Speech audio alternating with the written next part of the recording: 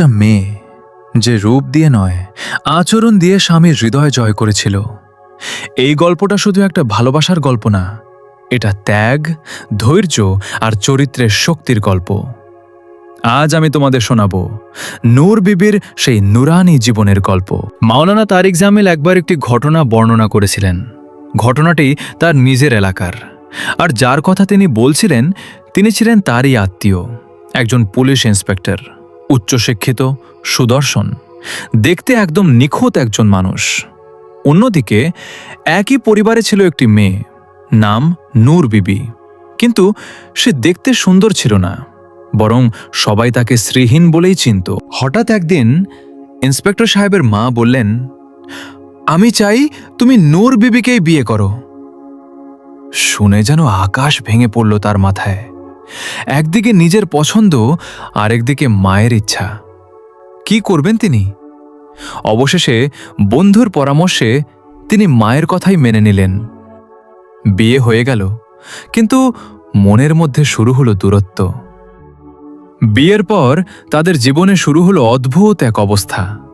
স্বামী ঘরে থাকলে স্ত্রী বাইরে, স্ত্রী ঘরে থাকলে স্বামী বাইরে। কোনোভাবেই তাদের মধ্যে মিল হচ্ছিল না। নূর বিবি বুঝতে পারল, আমি তো এই মানুষটার যোগ্য নই। যদি আমি আমার অধিকার চাই তাহলে সবকিছু হারাবো। তাই সে একটা সিদ্ধান্ত নিল, সে কিছু চাইবে না, শুধু দিবে, শুধু ভালোবাসবে, শুধু সেবা করবে। সেই দিন থেকে নূর বিবি নিজেকে স্ত্রী নয়, একজন দাসী হিসেবে উপস্থাপন করল। প্রতিদিন রাত জেগে স্বামীর জন্য অপেক্ষা করত। দরজার পাশে বসে থাকত কখন স্বামী ফিরবে।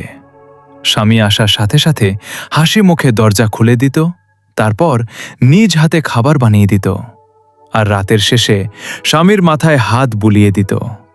কিন্তু কখনো কোনো দাবি করত না।